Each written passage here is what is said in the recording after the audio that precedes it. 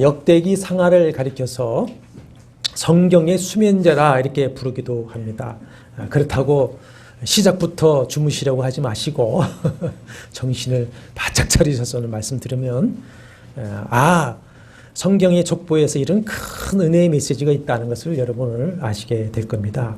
이제 그도 그럴 것이 먼저 아담부터 시작해서 알지도 못하고 알 필요도 없을 것 같은 고대의 인물들의 이름들이 사울왕의 후손까지 나오는데 장장 9장까지 그 이름들이 쭉 나오고, 그러다가 또 11장 12장에서 다윗을 도와준 그 용사들 이름이 또 일일이 다 나오고, 15장에 가면은 또 하나님의 궤를 옮길 때 수고한 제사장 레위인들의 이름이 또 일일이 다 나옵니다. 그러니까 다윗은 자기와 하나님을 위해서 수고한 이들의 이름을 모두 다 기록해서 그에 합당한 이제 상을 내렸겠죠. 그리고 또 24장에서 27장까지 가면은 또 제사장들의 이름과 그 족보들이 계속해서 나오고 있습니다.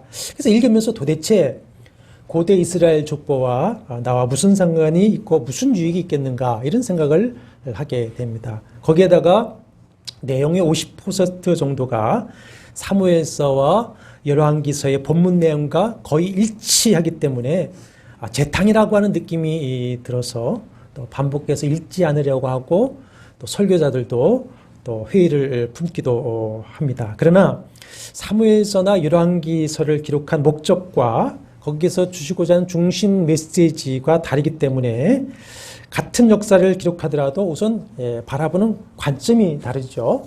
예를 들어서 한 왕에 대해서 우리가 기록할지라도 기록자의 관점과 기록 목적에 따라서 긍정적인 면을 평가하기도 하고 또 부정적인 면을 평가하기도 합니다. 모든 왕과 또 대통령들은 다 공과 가가 다 있죠. 근데 무엇을 부각시키느냐, 다 관점이 달라지기도 하고, 또 그 행적 중에 뭘 부각시킬 건가 하는 것이 또 달라지기도 합니다. 사무엘서와 열왕기서는 우리가 공부한 대로 소위 선지자적인 관점에서 이제 왕을 중심으로 한 이스라엘 백성들에 대한 비판적인 해석 역사입니다. 포로지에 있는 백성들이 왜 하나님의 왕국이 패망하고 선민이라고 한 우리가 포로로 끌려와 고난을 당하고 있는 것인가? 여호와 하나님이 바벨론이 신에게 패배하고 실패한 것인가? 다윗 왕의 언약과 그 왕국은 정말 끝난 것인가? 우리는 이제 희망이 없는 것인가는 질문에 대한 답을 한 것이죠. 그 답이 뭐였습니까? 하나님께서 실패하거나 패배한 것이 아니다.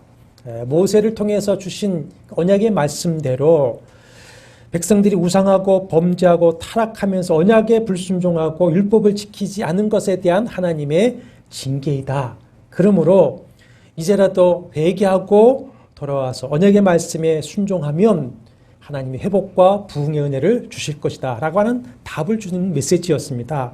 그래서 특별히 이제 남북 모든 왕들 중심으로 한 잘못을 아주 중점적으로 다루고 있습니다. 반면에 이 역대기는 회복에 초점을 맞추고 있습니다. 그래서 제사상적인 관점의 역사다 이러는데, 역대기 이 개론 설명을 먼저 이해하면 왜 아담부터 많은 사람을 열거해서 족보를 기록했는지, 이 족보를 통해서 우리에게 하시려고 하는 말씀이 무엇인지, 그리고 오늘 예수 그리스도를 믿는 성도인 우리에게 무슨 이 족보가 의미가 있는 것인지를 이해하게 될 것이고, 그 족보에서 은혜의 메시지를 받아들이게 되실 것입니다. 아무쪼록 저도 기도하면서 말씀을 준비한 것이지만 이 시간도 또 성령의 도우심으로 이것을 잘 설명할 수가 있고, 또 지혜와 계시의 성령께서 여러분에게 진리를 인도해 주시고 이해를 더하셔서 오늘 이 말씀이 은혜되기를 소망합니다.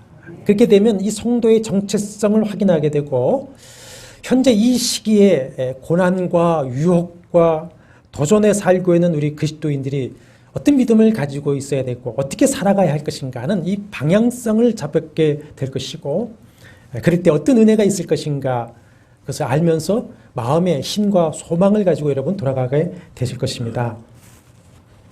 이 역대기서의 기록은 이제 계론 공부에서 설명했듯이 전통적으로 이제 그 다음에 에스라서죠. 그 학사 에스라가 기록했다 이렇게 봅니다.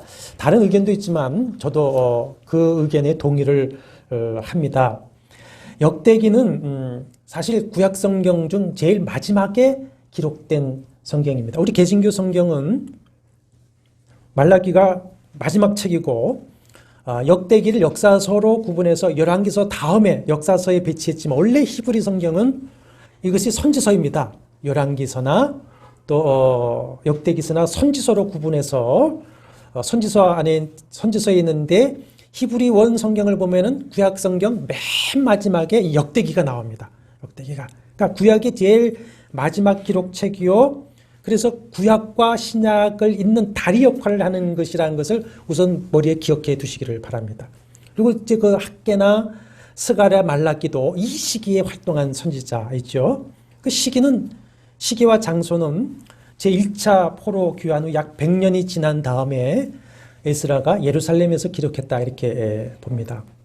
귀환 역사를 잠시 정리해 보면 주전 538년 바벨론을 정복한 그 메데 바사, 그러니까 페르시아의 고레스 황제가 칙령을 내리죠. 그래서 예루살렘 성전을 회복하기 위해서 수룹바벨을 총독으로 해서 귀환한 유대인들이 이제 주변의 이방인들의 방해를 극복하고 주전 516년에 성전 재건을 완성합니다. 솔로몬 성전은 무너졌고 수룹바벨 총독을 중심으로 세웠기 때문에 제2성전은 수룹바벨 성전이다 이렇게 칭합니다. 그리고 이제 다시 주전 458년에 학사 에스라를 중심으로 2차 귀환이 있는데 학사는 돌아와서 뭘 했냐면 회개운동을 하고 율법 회복을 일으키는 계획운동을 일으켰습니다. 그 다음에 이제 주전 444년 느헤미야를 중심으로 3차 귀환을 해서는 뭘 했냐면 예루살렘 성벽을 재건해서 이제 성전과 예루살렘 성이 다 회복되는 것 같았습니다. 이 성전 재건이 중단되었던 그 시기에 학개 선지자가 이방인의 반대와 또 삶의 어려움이라는 이중구를 겪으면서 성전 재건을 멈추고는 오히려 자신들의 집을 잘 짓고 있는 백성들을 책망하면서 독려하기를 이렇게 책망하고 독려합니다. 여호와의 영이 함께 하심으로 두려워하지 말고 스스로 굳세게 해서 성전을 완성해라. 이 성전에 하나님의 영광이 충만할 것이요 이전 영광보다 클 것이다. 이렇게 하면서 하나님 평강 주실 것이다. 이렇게 얘기를 합니다. 이 말씀에 힘을 얻어서 이제 방해와 어려움을 극복하고 성전을 재건했습니다. 근데 성전이 완성되고 예루살렘 성벽도 재건되었지만 기대한 현실은 그렇지 못한 것이죠. 여전히 미래는 어두웠습니다. 다윗 가문도 시들해 있었고 경제적으로 여전히 어렵습니다. 정치적으로 여전히 페리사에서 벗어나지 못하고 세계 열강의 파고 속에 이리저리 떠밀려 다니는 작은 돛담배 같았습니다. 더구나 이제 에스라가 귀환하기 직전에는 여러분 에스더서의 내용을 알 겁니다. 하만이라고 하는 대신의 음모로 유대인들이 몰살당할 뻔했는데 그 사건이 그때 또 있었는데 겨우 이제 살아납니다. 그러면서 유대인들에게는 시리와 절망이 찾아왔고 정체성마저도 흔들리게 되었습니다. 하나님에 대한 회의가 깊어졌습니다. 이 말라기서를 보면은 1장 2절에 보면 주께서 어떻게 우리를 사랑하셨나이까? 내가 너희를 사랑한다니까는 주께서 어떻게 우리를 사랑하셨습니까? 언제 주님 우리를 사랑하신 적이 있습니까? 이렇게 얘기를 하고 2장 17절 1절에 보면 정의의 하나님이 어디 계시냐? 이건 뭔 말이냐? 하나님이 정말 살아계시기나 한 것이냐? 이런 말입니다.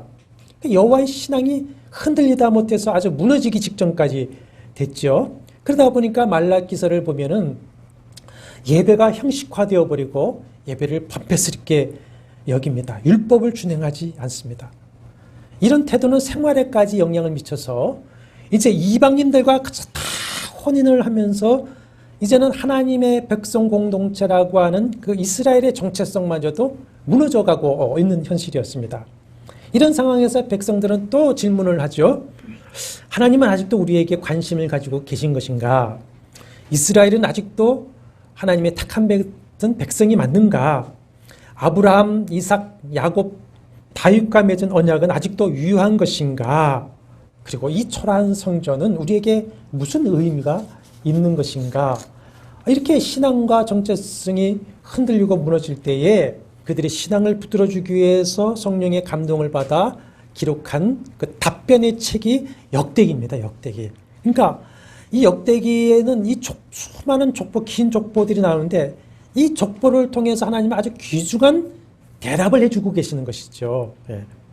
저도 여러분들도 되게 옛날 족보가 있는지 모르겠습니다만은 저도 어렸을 때에 선친이 제 이름이 적힌 그 옛날식 족보 있죠. 이렇게 해서 그거를 보여주면서 저희 이제 뭐 가문에 대해서 설명을 몇 번을 이렇게 해준 적이 있습니다.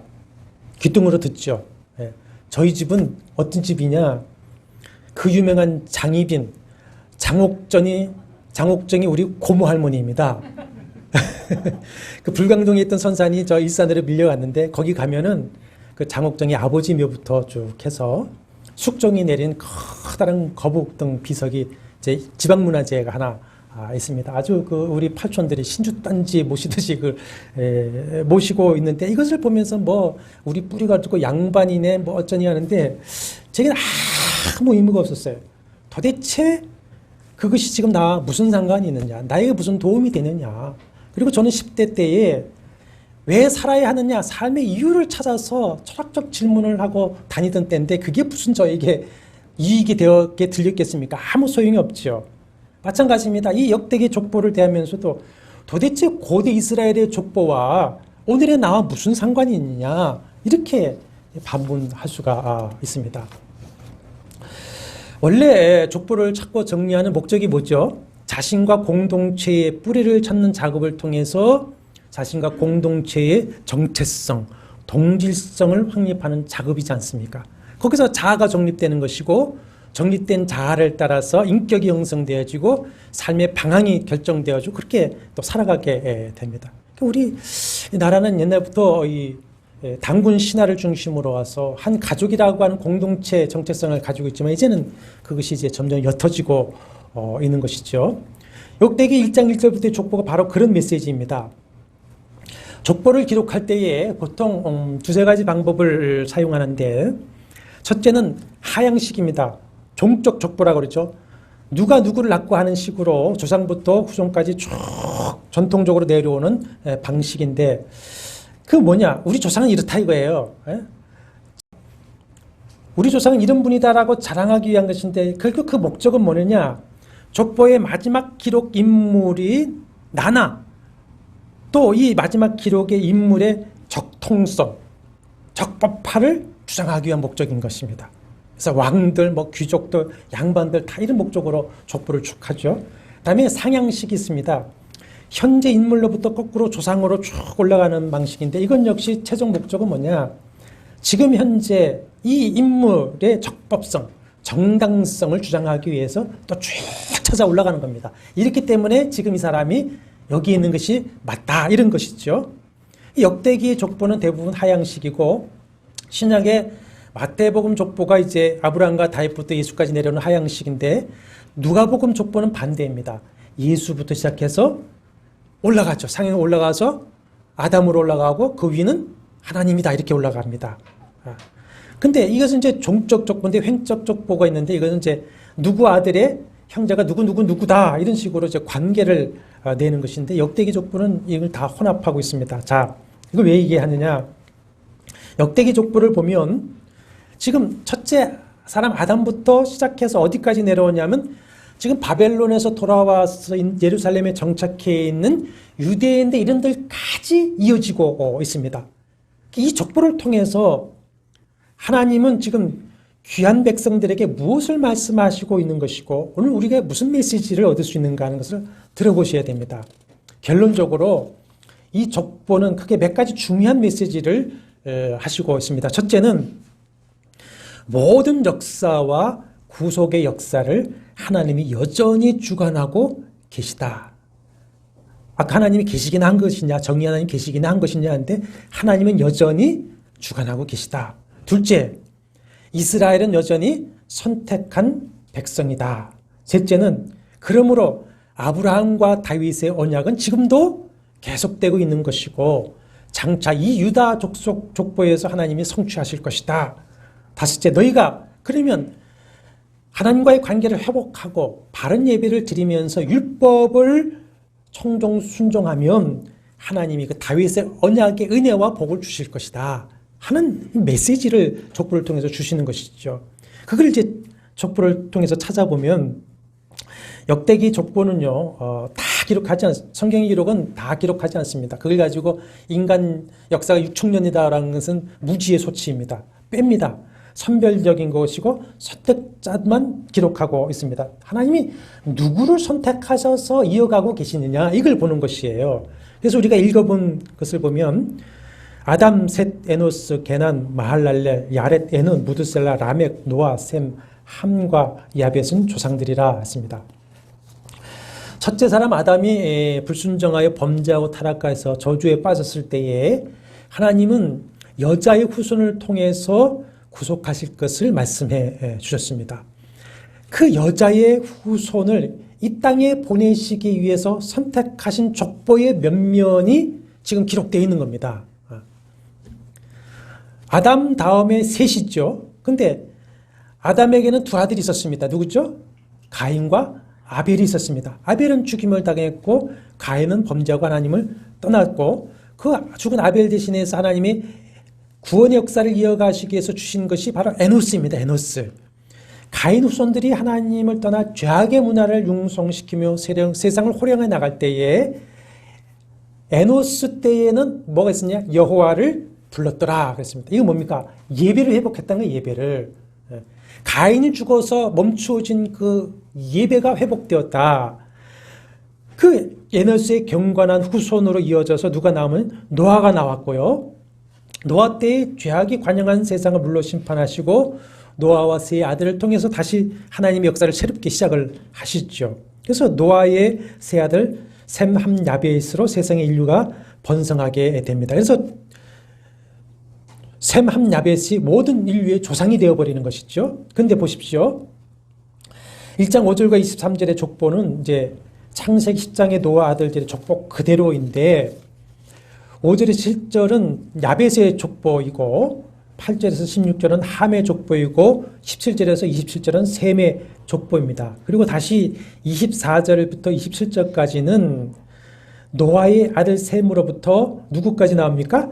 아브라함, 이스라엘의 조상된 아브라함까지 나오는데 셈부터 여러 아들과 그 아들의 이름을 기록했다가 다시 선택된 사람만 기록하고 있습니다. 무엇을 말씀하십니까? 하나님은 선택하신 자들을 통해서 구원의 역사를 이루어 가신다. 그리고 결국 유대인 너희 조상 아브라함은 하나님이 선택한 사람이다. 이걸 여기까지 말씀을 하시는 거예요. 그런데 또 잘 우리가 보면은 노아의 세 아들 중에 하나님께서 구원의 역사를 이루시기 위해서 누구를 선택하셨습니까? 셈을 선택하셨습니다. 근데 셈을 먼저 기록하지 않고 선택하지 않은 야벳과 함의 족보부터 먼저 쭉 나열한 후에 택함받은 셈의 가계가 기록되어 있습니다. 그러니까 하나님은 선택받은 인물을 매 세대마다 먼저 기록하지 않고 나중에 기록해서 오히려 돋보여지고 드러나게 만들어 버리셨어요. 이것은 이제 28절부터 시작하는 아브라함의 자손에서도 마찬가지입니다. 하나님의 뜻을 기다려서 사라에게서 후손을 낳아야 되는데 인간적인 방법으로 여종 하갈에게서 난 이스마엘은 선택받지 못합니다. 근데 그 이스마엘의 족보가 먼저 기록하고요. 그 다음에 32절 보면은 아브라함의 소실이라고 그랬어요. 아마 사라가 죽은 후에 또 후실을 얻은 것 같은데 거기에 또 여러 아들들이 기록에 나오고 드디어 이제 34절에 선택하신 이삭의 족보를 기록하고 있습니다. 이삭의 족보에서도 마찬가지로 이제 선택받지 못한 에서의 족보를 34절부터 먼저 기록한 후에 2장 1절과 2절에 가면은 이스라엘이죠. 야곱과 그 12아들의 이름이 기록되고 12지파의 족보가 나오는데 거기서는 유다 족보가 또 중심이에요. 그래서 3절부터 보면 유다의 족보가 쭉 나오는데 9절부터는 헤스론이라고 하는 이름이 나오는데 9절에 헤스론부터 시작해서 15절에 보면 누가 나옵니까? 다윗이 나옵니다. 다윗. 예. 그러니까 유다 중에서도 또 어디로 좁혀지냐면 다윗으로 좁혀지고 있습니다. 그 다윗의 다음에는 다윗의 후손들은 지금 귀환한 다윗의 후손들까지 기록해주고 있는 것이죠. 이렇게 하는 겁니다. 큰 논이 위에 있고 나선행으로 내리면서 점점 좁혀지면서 기록하고 있어요. 그래서 결국엔 이스라엘은 아담의 후손으로서 하나님이 이렇게 그들 중에서 선택하여 내려온 언약 백성이다. 너희도 지금 현재도 뭐다? 언약 백성이다 라고 하는 것을 부각시키고 있는 거예요. 그러면서 아브라함과 다윗과 맺은 그 하나님의 언약은 지금도 계속하고 있는 것이다. 근데 전체적으로 보면은 하나님의 구원의 계획과 언약은 지금도 하나님이 계속해서 성취해가고 있다라고 하는 것을 보여주고 있는 것입니다. 그러니까 하나님이 이루어가고 있다고 있는 거죠. 아담 언약, 그 다음에 아브라함 언약, 또 유다 언약, 다윗 언약, 이것을 하나님이 이루어가고 계시다라고 하는 것을 족보를 통해서 보여주고 있는 것입니다. 이것은 당시 이 책의 독자인 이스라엘 백성들에게 하나님의 언약은 여전히 불변하시고 하나님은 여전히 이스라엘의 하나님이시고 여전히 하나님은 너희를 사랑하시고 하나님 나라 회복의 구원의 역사를 이루어 가시고 있다. 그러므로 너희가 정체성을 회복해라. 그리고 하나님 관계를 회복하라. 율법을 준행함으로써 새로운 미래를 열어가라. 이 말씀을 하시는 것입니다. 그러면 아까 말씀드린 대로 이 이스라엘과 나와 무슨 상관이 있냐 이거죠. 그 족보와 나와 오늘은 무슨 관계가 있느냐. 지금부터가 이제 나와 관계가 더 깊어집니다. 하나님께서는 역대기 족보를 통해서 아담, 아브라함, 다윗에게 언약하신 그 하나님의 구원의 역사를 이루어 가신다는 것을 보여주고 있는데 누구를 통해서 어떻게 이루어졌느냐. 아까 서두에 제가 기억하시라고 했습니다. 역대기가 구약의 마지막 기록책이고 구약과 신약을 잇는 다리 역할을 하고 있다. 그러면 구약 옛 언약의 대미를 장식하는 그 역대기의 쭉 아담부터의 그 언약에 선택하신 족보가 여러분 신약에서 바로 어디로 이어집니까? 마태복음의 족보로 이어집니다. 마태 족보로. 그 옛 언약 구약의 족보가 새 언약이신 신약의 족보를 열어버리게 되는 것이고 아브라함과 다윗의 언약, 아브라함과 다윗의 자손으로 오신 예수 그리스도를 통하여서 그 하나님의 구원의 언약이 성취되어진다고 하는 것을 구약의 마지막 책인 역대기의 족보와 신약의 시작인 마태복음의 족보로 이어져서 완성을 해버리고 있는 것이죠. 그리고는 이제 누가복음은 아까 말씀드린 상향식이었습니다. 예수로부터 시작해서 아담으로 그 위에 누구다? 하나님이다 이렇게 올라간 것은 뭐냐? 예수께서 오신 것은 이미 하나님이 예정하신 것이고 예수 그리스도가 오시기 위해서 이렇게 선택해 오셨고 하나님의 구속의 역사를 이루어 가시는 것이다 라고 하는 것을 역대기 족보와 같이 연결을 시키고 있는 것입니다. 이와 같이 아브라함 언약, 다윗의 언약은 새 언약을 통해서 이루어졌다는 것이죠. 여러분 댁에 가셔서 예레미야 33장 31절과 34절에 이제 예레미야 선지자를 통한 말씀을 읽어보면은 거기 이렇게 말씀하십니다. 여호와의 말씀이다. 보라 새날이 이르리니 내가 이스라엘 집과 유다 집에 새 언약을 맺을 것이다. 그들이 내 언약을 깨트렸다. 그러나 그날 이후에 내가 이스라엘 집과 새 언약을 맺을 텐데 나는 그들의 하나님이 되고 그들은 내 백성이 될 것이다. 그리고 그 언약 때에는 모든 악을 사하고 죄를 기억하지 않을 것이다. 이렇게 말씀하십니다. 그런데 신약에 넘어오면 히브리서 12장에 보면은 아브라함과 다윗의 자손으로 오신 예수 그리스도께서는 이 새 언약의 중보자로 오셨다. 그리고 히브리서 9장에 보면은 그 첫 언약 때 아담의 언약 때에 범한 죄를 속량하셨다. 그랬습니다. 그렇기 때문에 예수께서 6월절 마지막 만찬을 하시면서 성찬을 제정하실 때 뭐라고 하시냐면 내 피를 마셔라. 내 피는 새 언약의 피다 그랬습니다. 이 피로 새 언약을 세우는 것이다 그랬습니다. 새 언약입니다. 그러므로 갈라디아서 3장의 말씀처럼 우리가 새 언약의 중보자여 성취자이신 예수 그리스도를 믿으면 우리가 예수 그리스도 언약 안에서 옛날 그 다윗과 아브라함의 언약의 성취자가 되어버리는 것이죠. 그래서 그 약속을 잇는 상속자가 되는 겁니다. 아브라함의 후손이 된다 그랬습니다. 그러니까 우리가 예수 그리스도를 진실로 믿고 영접한 여러분과 저는 어떤 사람이냐? 아담부터 시작한 그 선택받은 족보에 이제는 우리가 들어가 있다라고 하는 것이죠. 들어가 있다. 선친이 우리 집 족보 맨 끝에 저에게 봐라. 네 이름 여기 적혀 있다. 이렇게 한 것처럼 아담부터 선택된 그 하나님의 족보 맨 끝에 누가 있다 지금? 내가 있다는 거예요. 내가 있다. 아멘이십니까? 네. 이것이 바로 하나님의 생명책에 내 이름을 기록하셨다고 하는 것이죠. 그리고 우리는 이제 예수 그리스도를 통한 천국 언약을 가지고 있기 때문에 주님이 재림하시면 그 영원한 천국의 유업을 우리는 상속받을 자인 줄 믿으시길 바랍니다. 이런 성도의 정체성을 딱 요약해 준 말씀이 있는데 우리가 잘 아는 베드로전서 2장 9절과 10절 말씀입니다. 너희는 택하신 족속이요 왕같은 제사장들이요 거룩한 나라요 그의 소유가 된 백성이니 이는 너희를 어두운 데서 불러내어 그의 기이한 빛에 들어가게 하신 이 아름다운 덕을 선포하게 하려 하심이라.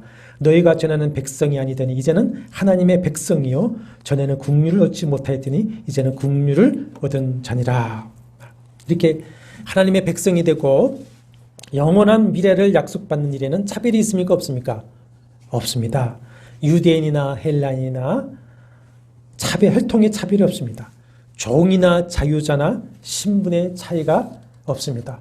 남자나 여자와 같은 성별의 차이가 없습니다. 누구든지 주의 이름을 부른 자는 구원을 받으리라. 누구든지 새 언약의 중보자의 완성자이신 예수 그리스도를 진실로 믿고 영접하면 뭐가 됩니까? 하나님의 백성, 하나님의 자녀가 되어서 하나님의 선택된 족보에 들어가게 되는 것입니다. 하나님 아버지의 자녀로서 그 가문의 일원이 되어버린 것이죠. 그러면 그렇다고 해서 우리가 안심만 하고 있을 것이 아닙니다. 히브리서 12장 15절과 16절에 이렇게 말씀을 합니다. 너희는 했는데 이 너희는 이방인들을 말하는 게 아니라 교인을 상대로 교인된 너희들을 잘 들어라 하면 이런 얘기를 하세요. 하나님의 은혜에 이르지 못하는 자가 없도록 하고 또 혹 한 그릇 음식을 위하여 장자의 명분을 판 에서와 같이 망년된 자가 없도록 살피라 그랬습니다. 에서를 버리시고 야곱을 선택하신 그 이유는 하나님의 주권적인 선택이지만 표면적인 이유는 또 뭐가 됩니까? 에서는 뭐 했다? 팥죽 한 그릇에 장자의 명분을 팔아버렸다. 이거 이 얘기예요. 여러분 그렇게 되지 말라 이거예요. 우리가 지금 장자의 명분을 가지고 있습니다. 이 영원한 상급인 하나님의 나라 천국을 얻는 하나님의 자녀의 백성이라고 하는 이 장자의 명분을 혹시 한 그릇 음식을 위해서 팔아버리지 마라 이거예요.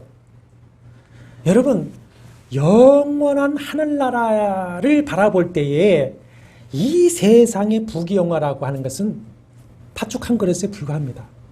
동의하십니까? 이 세상이 아무리 아름답다 해도 천국만 하겠습니까? 이 세상에 아무리 귀한 것이라도 천국만 하겠습니까? 그 팥죽 한 그릇에 불과합니다. 그 팥죽 한 그릇을 위해서 장자된 명분을 팔아버리지 마라 이거예요. 팔아버리지 마라. 아무리 배고프다고 해서 겨울에 씨앗으로 남겨놓은 거 먹지 않습니다. 그렇지 않습니까? 내년에 뭘 심고 거두겠습니까? 아무리 배고파도 언약의 말씀을 팔아버리지 마라 이거 먹어버리지 마라 이게요. 남은 삶에 어떤 도전이 오고 유혹이 오고 고난이 오고 죽음이 온다고 하더라도 이 장자된 명분을 팔아버려서는 안 된다. 베드로 전서 2장 9절과 10절에 너희는 택하신 족속이요 왕같은 족속이요 거룩한 나라요 그의 소유된 백성인데 너희를 부르신 그 아름다운 덕을 선포하기 위함이다라고 하신 대로 성도라고 하는 나의 정체성 그리고 성도로서 내가 살아가야 할 삶의 목표와 목적, 그리고 성도로서 살아가야 할 방법을 잊어버리지 말아야 돼. 잊어버리지 마라. 사랑하는 여러분, 저와 여러분은 아브라함처럼 하나님의 택하심을 받고 그 부르심의 믿음으로 순종함으로 언약의 복을 받은 사람인 줄로 믿습니다. 이제 여러분을 통해서 여러분의 자녀들, 손주들에게 아브라함과 이삭과 야곱의 하나님의 가문이 이어지기를 바랍니다. 그래서 선택받은 그 하나님의 족보가 계속 이어지는 복된 성도들의 가정이 되시기를 축복하면서 잊어버리지 마십시오. 주님의 생명책에, 주님의 족보책에 나의 이름이 지금 기록되어져 있다. 오늘 역대기 족보에서처럼 내가 주님의 나라와 의를 위해서 수고한 것은 아무리 작은 것일지라도 하나님은 다 기록하시고 알아주시고 언젠가 주님 앞에 갈 때에 칭찬하시고 상을 주실 것이다. 잊지 마시고 살아남은 생에 오직 주님을 바라보시길 바랍니다. 사람도 바라보지 마시고요. 세상 경제 환경도 바라보지 마시고 이길 방법은 지금 주님 바라보는 겁니다. 이 정체성, 장자의 명분을 부여잡고 그저 뚜벅뚜벅 걸어 나가시길 바랍니다. 그래서 모두가 다 함께 승리하는 복된 성도들 되시길 주의 이름으로 축원합니다.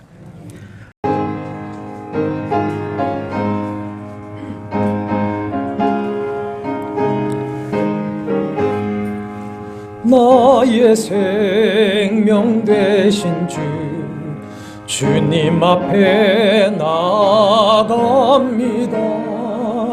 주의 흘린 보혈로 정케 하사 받아주소서. 날마다 주를 찬송하겠네. 주의 사랑 줄로서 나를 굳게 잡아 매소서. 괴로운 세상 지낼 때 나를 인도하여 주소서. 주를 믿고 나가면 나의 길을 잃지 않겠네. 날마다 주를 찬송하겠네. 주의 사랑 줄로서 나를 굳게 잡아 매소서. 세상 살아갈 때에 주를 더욱 사랑합니다. 밝고 빛난 천국에 나의 영혼 들어가겠네.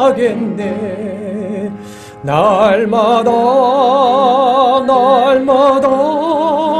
주를 찬송하겠네. 주의 사랑 줄로서 나를 굳게 잡아 매소서. 아멘. 이제 평안한 마음으로 세상에 들어가십시오. 선한 일에 용기를 가지시며 악을 악으로 갚지 마십시오. 항상 연약한 자를 도우시며 병든 자를 찾아보시며 곤란당한 이웃을 위로하십시오. 모든 사람을 존경하시며 주님께 봉사하고 주님을 사랑하십시오. 모든 일에 믿음과 사랑으로 행하시며 어떤 일에도 소망을 포기하지 마십시오. 그리고 거룩한 성령께 순종하며 기쁨과 감사의 생활을 해 나가십시오. 우리 하나님 아버지는 여러분을 항상 도와주실 것입니다. 주 예수 그리스도의 은혜와 하나님의 사랑과 성령의 교통하심이 너희 무리와 함께 있을지어다. 아멘.